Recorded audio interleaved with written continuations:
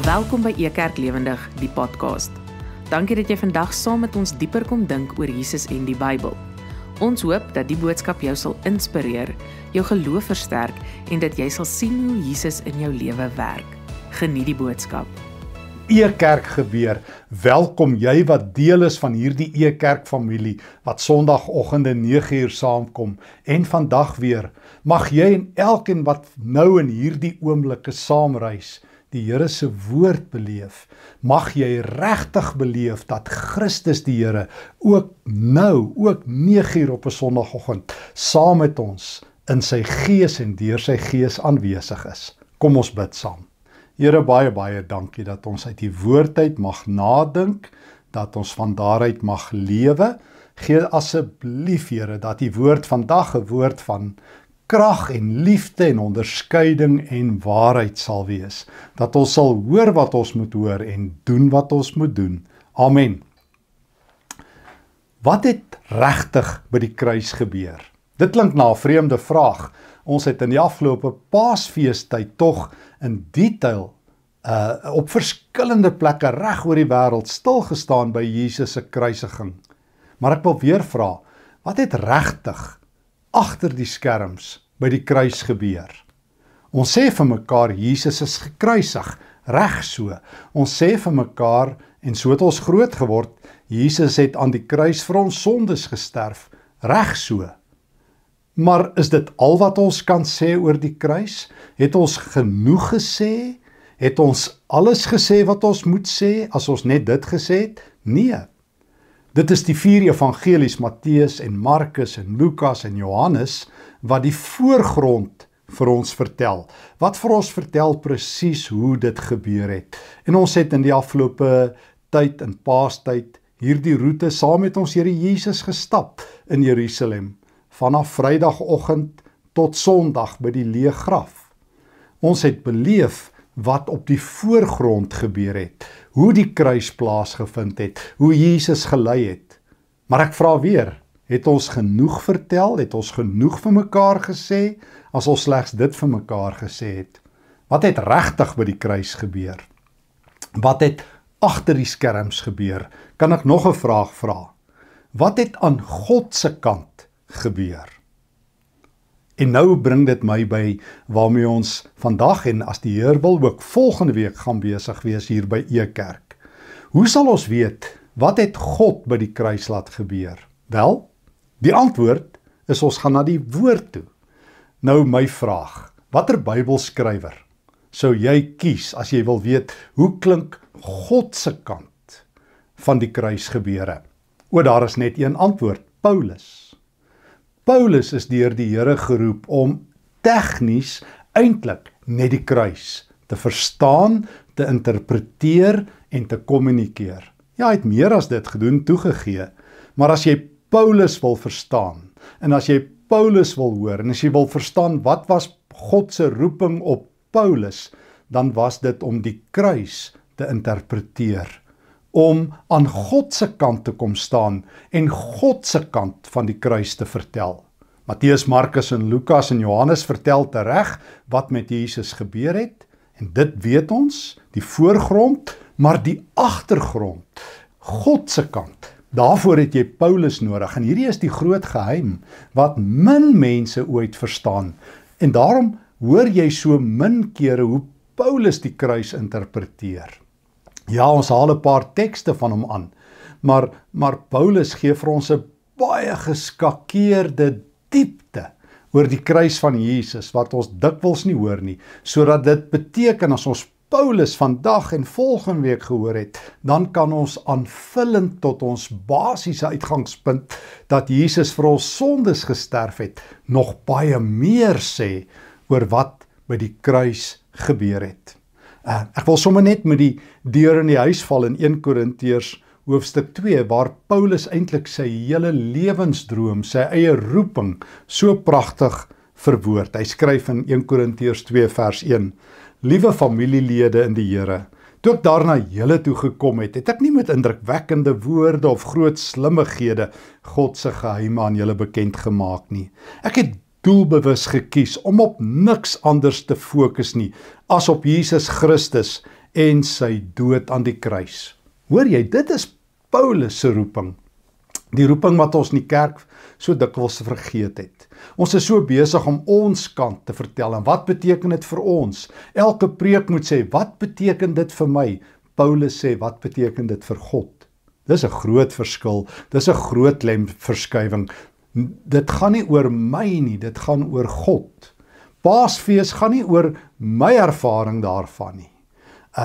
Ek wens nie vir myself 'n geseënde Paasfees toe, sodat ek dit moet ervaar nie. Dit vra, Stefan, het jy God se kant aan die kruis beleef en ervaar? Liewe E-kerker, dit is die vraag wat ons vir onsself elke keer moet afvra. Het ons God se kant gehoor? Paulus sê, ek het my voorgenem om met julle oor niks anders te praat nie, as oor die kruis van Jesus. So, ons vra vir mekaar, wat het dan regtig by die kruis gebeur? Paulus se eerste groot greep op die kruis, vertel hy in 2 Korintiërs hoofstuk 5 vers 21. Ek gaan net hierdie een vers saam met jou lees. Hy sê, Christus het nog nooit enige sonde gedoen nie, nogtans het God hom soos 'n sondaar behandel aan die kruis. By die kruis word Jesus 'n sondaar. Hy sterf nie net vir ons sonde nie. Paulus sê ons moet meer as dit weet. Hy word 'n sondaar aan die kruis. Nou Paulus gebruik die woord sondaar, en kom ek sê dit reg, die woord sonde 64 keer. Waarvan 48 keer in die Romeinebrief. Vir Paulus is sonde meeste van die tyd, oor die 90%, 'n enkelvoud term. Hy praat nie van sondes nie, maar van sonde. Hy verpersonifiseer sonde, bedoelende, sonde word 'n vrystaande mag. Jy is in die greep van sonde. Sonde speel baas, dit beset, beheer en okkupeer jou lewe. Sonde is nie net vir Paulus 'n klompie dade nie. Dit is 'n mag wat jou beetpak van geboorte tot dood. Dit is so sterk dat die wet van God dit nie kon keer nie. Trouwens, Paulus se argument is dat selfs die wet in die greep van die sonde beland het. Die wet kan jou nie help nie. Sonde gaan jou roof en beroof van lewe hier en nou en tot in ewigheid. Daar is net een antwoord, Jesus moes aan die kruis sonde geword het. Anderster kan hy nie vir jou sondes, soos ons altyd sê, sterf nie.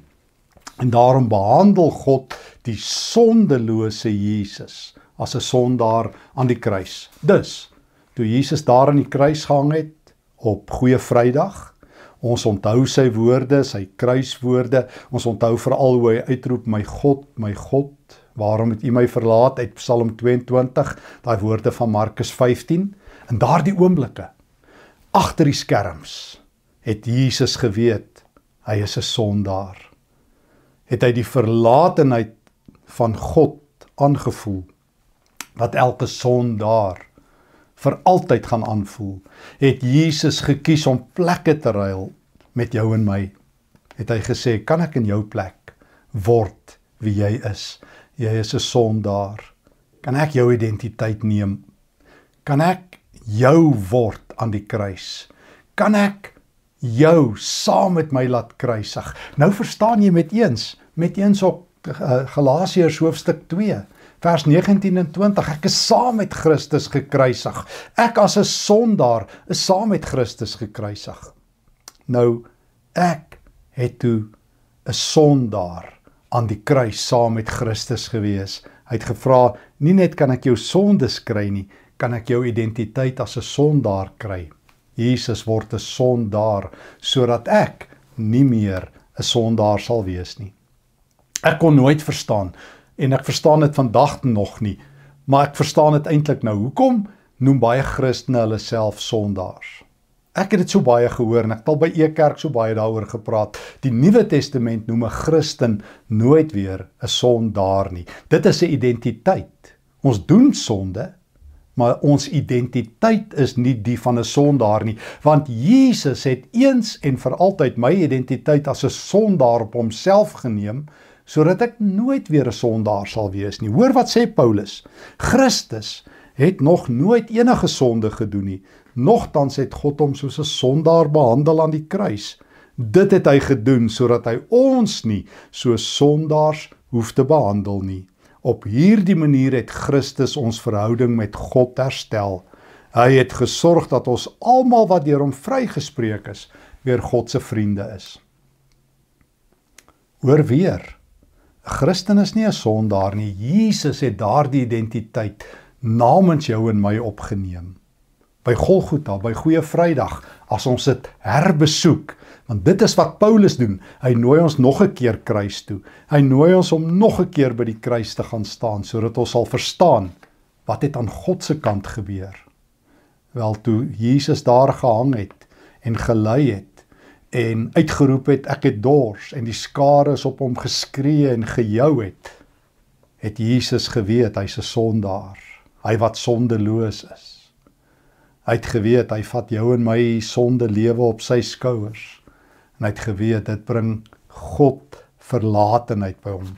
Hy het dit gedoen, sodat jy en ek vrygespreek kan wees, God se vriende genoem kan wees, nooit weer sondaars genoem kan word nie.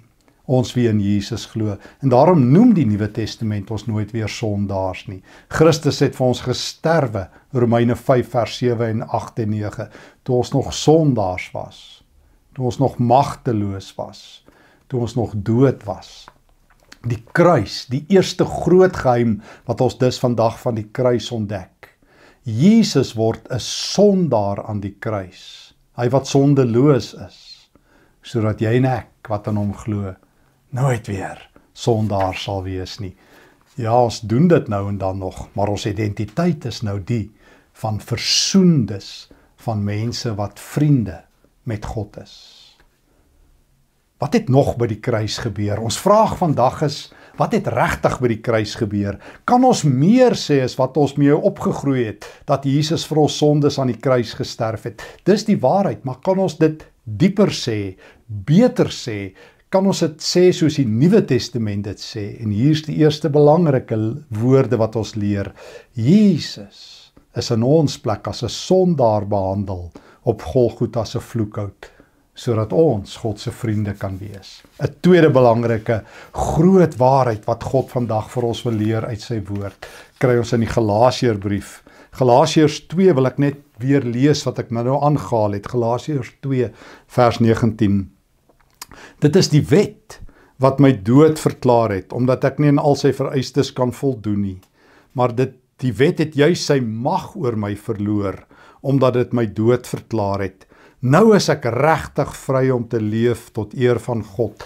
Ek is saam met Christus gekruisig. Nou is dit nie meer ek wat leef nie, Christus leef in my.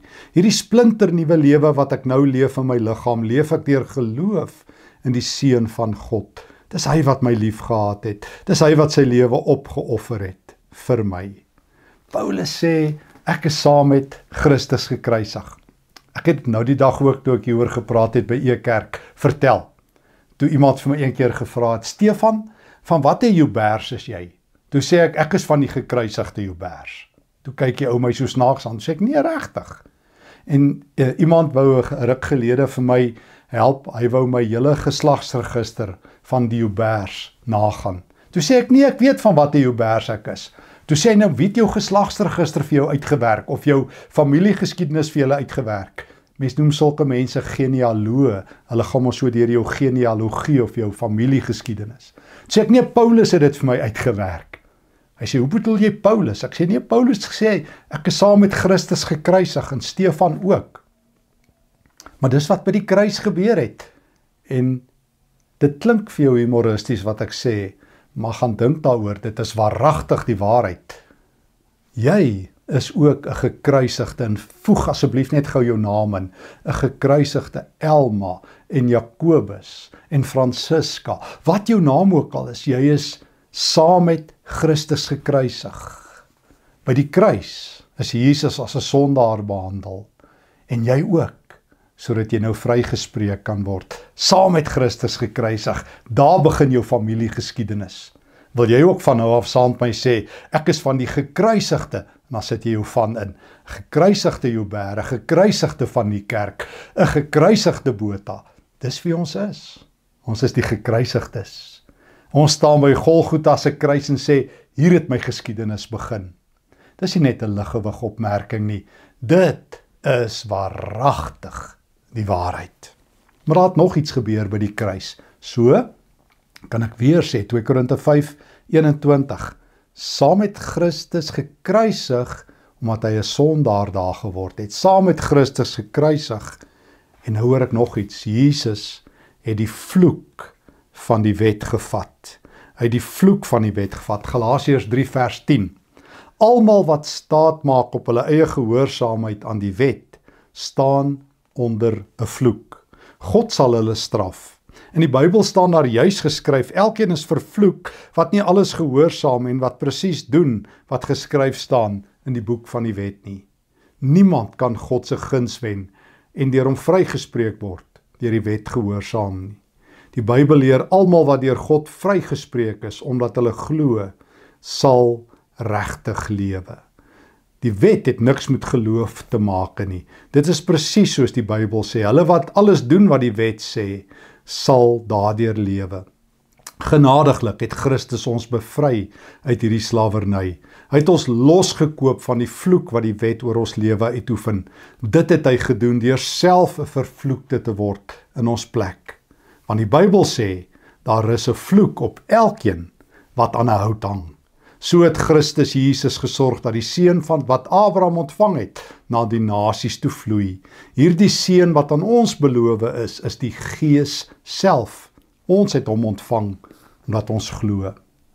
In 'n neutedop sê Paulus, Jesus het nie net die plek van 'n sondaar ingeneem in ons plek aan die kruis nie, hy het ook 'n vervloekte geword. Jy moet mooi hoor, die wet wat ons elke Sondag in die kerk hoor, waarmee ek opgegroei het, wat ek elke keer gehoor het, ek kan nie doen nie. Paulus sê, ons kan nie die wet doen om by God uit te kom nie. Ons kan nie God beïndruk, ons kan nie 'n beter mens word nie, al sê almal, ons moet beter mense word. Dis mos die grootste refrein wat jy ooit in die wêreld hoor. Jy hoor dit elke jaar met nuwejaarsbesluite. Ek wil hierdie jaar 'n beter mens wees. Almal wil altyd beter word, maar niemand lyk vir my kry dit reg nie. En Paulus sê, jy kan probeer dat dit gons. Elke trappie wat jy hemel toe bou, trap jy 2 stukkend. Ons word nie regtig beter nie. Christus alleen maak ons nuwe mense. Hoe doen hy dit? Hy vat die vloek van die wet. Want die wet sê, hier is die 10 gebooie wat jy moet hoor, maar jy gaan dit by voorbaat dryf. Want God se slaagsyfers 100%, nie 51% of wat is Suid-Afrika se slaagsyfer deesdae 30 nie. Hier moet jy aansoek doen om te dryf of om deur te kom. Ek weet nie wat nie. Hier word jy sommer deurgesit. Maar Christus word aan die kruis 'n vervloekte, 'n sondaar en 'n vervloekte. As God na Jesus kyk aan die kruis, as ons saam met Paulus op Paasvrydag weer 'n keer besoek af lê en voor Jesus se kruis staan, dan sien ons hom daar as vervloekte, as die een wat die 10 gebooie oortree, as die een wat alle sondes gedoen het, as die een wat in ons plek, die middelaar, die tussenganger, die middelfiguur is, sodat ons nie meer sondaars genoem word nie, sodat ons nie meer vervloek is nie. Om vervloek te wees beteken God draai sy rug op jou. Daarom verstaan ek beter hoekom Jesus Psalm 22 in die kruis uitgeroep het. My God, waarom het U my verlaat? Maar Jesus het die antwoord geken. Ek het dit gedoen sodat ek plekke kan ruil met jou, sodat jy nooit weer 'n sondaar en 'n vervloekte genoem sal word nie, sodat jy van nou af, hoor mooi, 'n geesvervulde sal wees. Paulus sê, Jesus het 'n sondaar geword, 2 Korintiërs 5, sodat ek sy vriend kan wees. Maar hy sê in Galasiërs 3, hy het die vloek gevat van die sonde, sodat ons die gees van God kan ontvang. Galasiërs 3 vers 14. Hoor hoe mooi skryf Paulus in Galasiërs 4. Hy skryf in vers 5, dit is Jesus, het hierdie roete gekies sodat hy mense kan loskoop wat so slawe onder die dooie gewig van die sonde geleef het, en sodat God ons kan aanneem as sy eie kinders. By die kruis het Jesus ons losgekoop. Hy is as 'n sondaar behandel. Hy is as 'n vervloekte behandel. Maar in dieselfde oomblik het hy gekoop, het hy jou en my gekoop met sy eie bloed, sodat God ons as sy kinders kan aanneem. Verstaan jy nou hoekom die Nuwe Testament ons nie sondaars noem nie? Die woord sê, Jesus het ons gekoop as kinders van God. Sinners no more.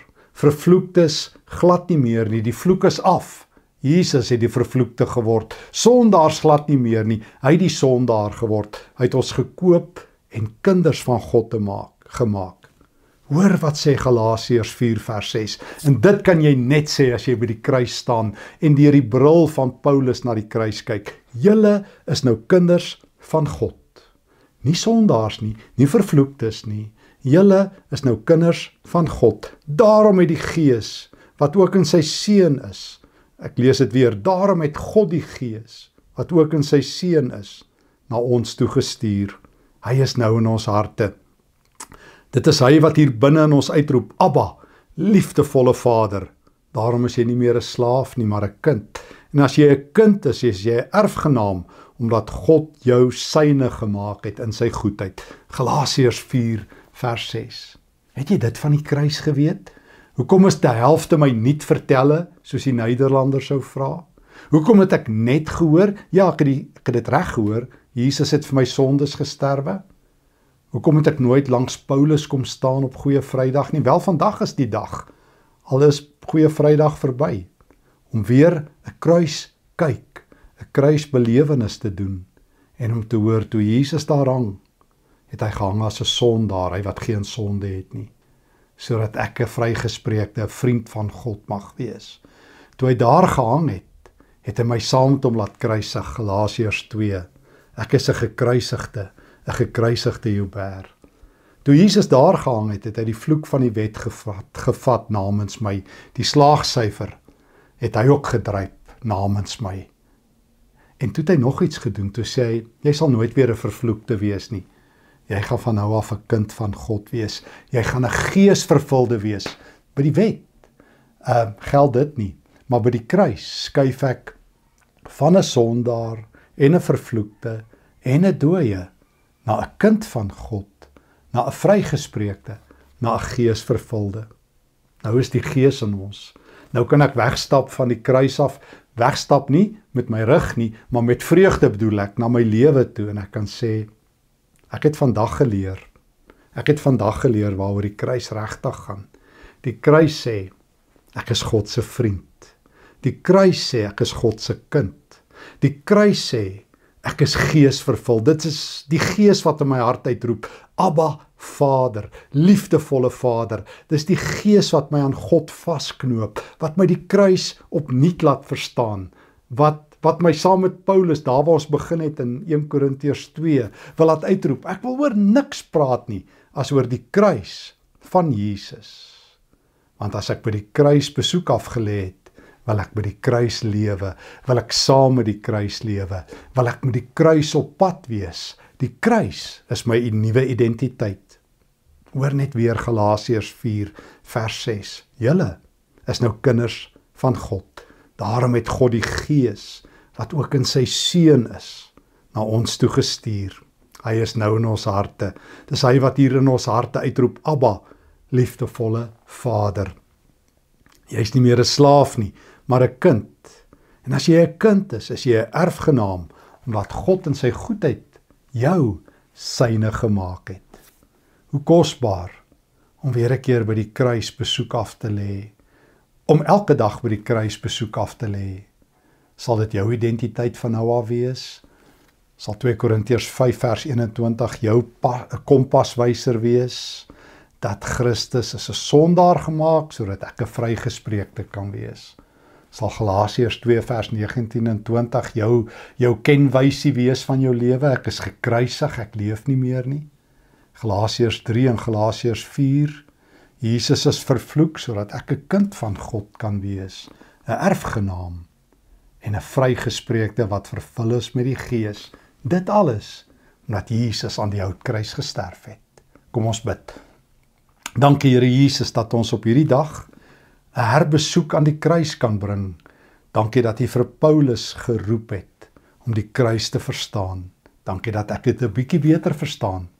Ek is nie meer onder die vloek nie, ek is nie meer 'n sondaar nie. Ek is 'n kind van God, 'n vrygespreekte, 'n nuwe mens. Vul my opnuut met die Gees. Gee dat ek opnuut my erfporsie sal geniet en met vreugde sal lewe. Amen. Dankie dat jy vandag saam gereis het. As die boodskap vir jou iets beteken het, stuur dit gerus aan ander. Om meer uit te vind oor Ekerk, besoek ons by www.ekerk.org. Tot volgende week. Ekerk, Jesus sigbaar, voelbaar, verstaanbaar.